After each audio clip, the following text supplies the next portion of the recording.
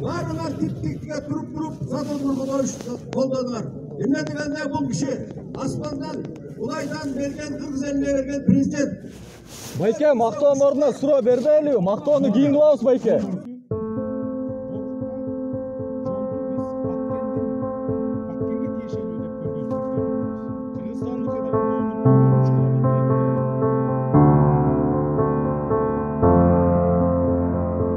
Айткандары жазылбай калган себеби ошол провокатор деп баштагандан мурун видео тартылып жатканын байкап калышыптыр. Андан ары биз досум экөөбүздү эки жакка тартып кеткенде телефон өчүп тартылбай калды да ал жагы.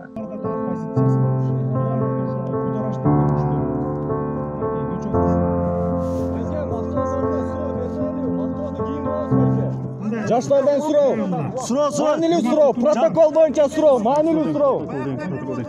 Жаштардан суроо алыңыздар, жаштардан. Жаштардан суроо алыңыздар, мактаганды кийин мактайсыздар. Аксакалдар сөзүн кошпойт. Мындай кылгыла. Мындай кылгыла. Бүтөлү уже суроо көбөйүп кетти. Акыркы суроо уруксат болсо Садыр Нуркожоевич, акыркы суроо. Микрофон.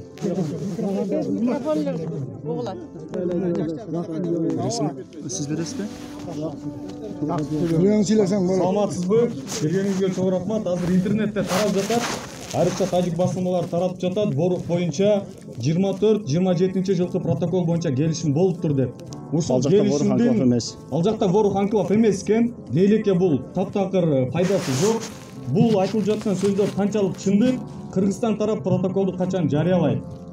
Анан экинчиден бул жерде жалаң эле мамлекеттик каналдарга тартууга уруксат берилип жатат. Эмнеге мынчалык запрет эмне жашырып атат? Эмне жашырып атасыздар? Үчүнчүдөн, азыр биз Испанадан келдик, келгенге чейин жолмо-жол спецназ, милиция бардыгы тизилген. Эмнеге бийликтегилерди кайтарыш үчүн? Ушинтип максатты кайтарбайсыздарбы? Туура! Ушинтип арканды кайтарбайсыздарбы? Ушинтип арканды кайтарбайсыздарбы?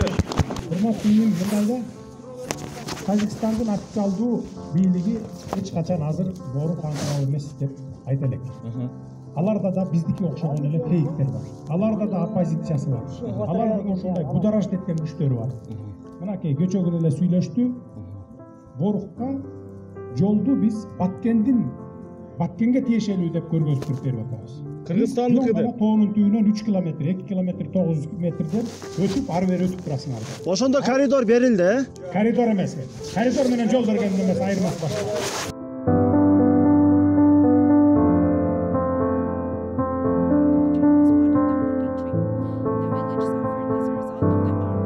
Балким өздөрүнүн бир булуктарын жашыруу аракети билбейм. Же балким ушундай жакшы маанайда эле жолугушууну өткөрүп кетип калайын дегенби? Же мындай чын-чынына келгенде, эгер чындыкты уккусу келбесе, бүгүнкү жолугушуулары мындайча айтканда бир для галочки эле өтүп калып атат да. Мен өзүмдүн элдеримди, досторумду мындай чакырып кетет элем. Керектүү жерде айтпасак биздин бул чек ара көйгөйүбүз чечилбейт да. Биз ушинтип жашырып, айтпай келе бергендигибизден азыр ушул күнгө жетип атабыз да.